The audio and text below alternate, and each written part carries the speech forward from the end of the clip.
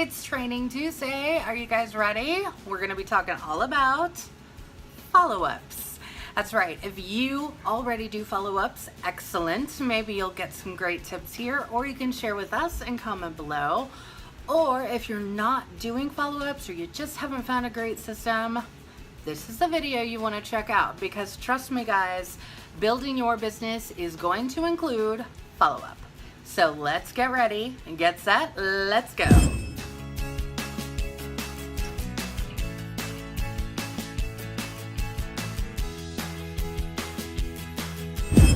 Welcome back. I'm glad you guys are here. This week we are talking all about follow-up in our Scentsy business. So for those of you who don't quite yet have a follow-up system, I'm going to give you a good range of my top 3 ways to truly use for follow-up in your business. So maybe this will give you some direction, maybe it'll inspire you, and you'll come up with your own unique system and you're gonna blow everybody else's mind. And let's talk about Jacqui's top 3 ways to follow up in your business. Number 1 is going to be the index card system. And guys, this is truly the easiest way to follow up. And it is one of the ways that I actually started by tracking my follow-ups. Is you're gonna wanna have some type of like a card sorting box index holder thing, right? Okay. And you're gonna go to your local fun place to shop and you're gonna grab just some regular index cards. Make them pretty, make them colorful, make them white, it doesn't matter, just get some index cards. Then all you need, and some of the sorting boxes at the various stores will even sell them, they're just simple dividers that go 1 through 31 and they're numbered. And then you've got your index cards, okay?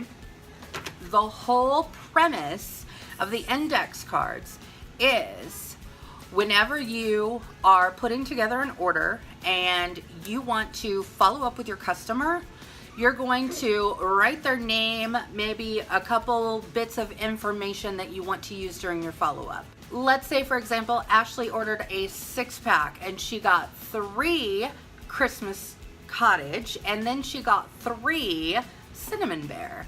So she's really into the holiday scents. So what I would do is I would take my index card, I would put Ashley's name, whatever her preferred method of contact is going to be, whether it's text, Facebook message, phone call, email, snail mail, however it is that Ashley likes to be contacted is what I'm going to write down. And then I'm going to go ahead and I'm just going to remember, I'm maybe just going to put the 2 cents on there. Maybe a little note to myself, loves holiday or loves cinnamon, whatever the case may be. And I'm going to go ahead and I'm going to plan in 2 weeks from today, because she's placed her order today, I'm going to put it in the number for the date from 2 weeks from today. Then when I get my box and I'm going through, when I get to that day, all I'm going to do is pull the cards out that are on that date, and those are the people I'm going to follow up with. Simple, right? The second method is going to be a little bit more planner-ish. This is when you're simply going to use your planner. And if you don't use a planner, if you're not a planner person, then this method's probably not going to be up your alley. Kind of works the same way as the index cards, only you're just going to utilize your planner. You're going to open it up to the date that you want to be sure that you're following up with that person. Again, just writing some specifics. So using your planner, writing it down in there, because normally those of us who use a planner, it's usually either at your workspace, you're carrying it around with you, what have you. So you're going to have it frequently when you're working your business. The third way to utilize a follow-up system is to go electronic. For most of us, a lot of us are working on the go, and a lot of us depend on our everyday devices like our phones. I know I personally do. And so whether you utilize your phone or a combination of your phone and your PC or your tablet, maybe picking a really great across-the-board program like Google or Outlook or whatever your platform is that you're using, put in your reminders. Those are the things that are going to ding at us, right? I use my phone a lot of times for things that I really want to make sure that I am remembering for my business. Why? Because it's going to ding at me. Because sometimes I like to pretend that I am super mom and super woman and I can do it all. But then I remember I can't. And then I tend to forget to remember the things I wanted to remember. So by utilizing those electronic formats, that's a really great way to do it. There's also, when you're talking about the electronic method, there's a couple different apps out there who will do the same things for you. Some of them can get very intricate. Some of them are very user-friendly. It truly depends on you and what you're comfortable with. My best suggestion, if you're an app person, is to just go ahead and download some free versions and truly try them out. Is that app user-friendly? Can you figure it out? Or are you constantly trying to remember, how do I get it to do this? By downloading the free version, you can sometimes weed out a lot of the bugs along the way and then determine if it's something you're truly going to use. And if there's a paid version and you truly find that it's going to be successful and beneficial to your business, by all means, invest a little bit of money, because that follow-up system is going to be your golden goose. My personal method is kind of a hybrid. I actually started my follow-up method by using the index card system. And I used that for, I don't know, maybe the first 1 to 2 years.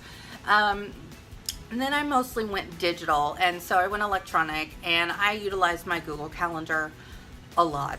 My tried and true hybrid method is I am truly a scalable week person. Every day of my week has a different theme. So for me, I've chosen that Thursdays are my follow-up day. So every Thursday, and I actually use my planner to do this, I will go in and I will go and do my follow-up.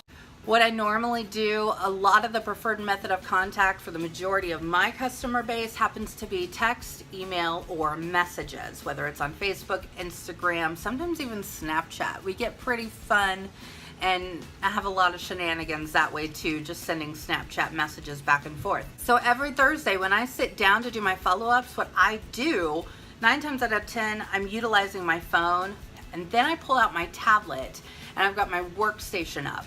And so what I'm doing is I'm literally just going back through. For me, how I've set mine up is every week has a different date of when I go back to follow. So I have my own little system, but it's just my way of knowing that I need to go to my workstation, look for those parties that fell into that month, and those are the people that I'm following up with. Like I said, it's truly a hybrid method, right? I'm kind of using an electronic version because I'm truly just going down my order history tab. And then I'm also using my planner because I remind myself that on Thursdays, that's what I'm doing. And then if I actually have any specific follow-ups that need to be done, or maybe special follow-ups, something like that, maybe I've done a return or an exchange for somebody, and I really want to make sure that that person gets taken care of. Now, just because I've designated Thursdays as my follow-up day doesn't mean that maybe if I have a little extra time on a Wednesday, it doesn't mean that I might go ahead and get some follow-ups done. When I do follow-ups that are specific to people interested in joining my team, those are the ones that I truly am writing in my planner. And again, I kind of put that on the side of each week, and like there's a note section in my planner, and I will kind of put them there, highlight their name, and then that way, again, when I have those free moments, or oh my gosh, I haven't touched base with her yet, or I didn't remember to message him back, those are my reminders to, if I've got that free or extra time, or if I'm ahead of schedule, I can go ahead and fit that follow-up in. Because those are really, truly my high priority follow-ups. Those top 3 methods are truly the top 3 that I have found to be most helpful and most productive. Like I said, you guys may have your own version of follow-ups. You may have a completely different way to follow up. Feel free to share those ideas in the comments below and help out your fellow Scentsy brothers and sisters. That's what we are here for, is to network with each other and truly grow and learn from each other and create this positive working environment. So definitely reach out and share. Regardless of how you're following up, It truly comes down to making sure you're following up.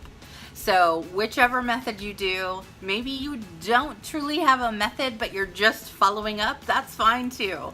Touching base with your customers, especially in a business such as ours with Scentsy, it is going to make a huge difference with your business, because that customer service point, that is really going to be your make or break for your business. People relate to you when they think of Scentsy. So by being able to excel in a customer service way, they're really gonna think of you then, right? Who's ready to go out there and follow up? That's this week. Tune in next week. We're gonna be talking about some really great social media topics and some other fun stuff that I have planned. So until next week, peace, love, happiness. Bye.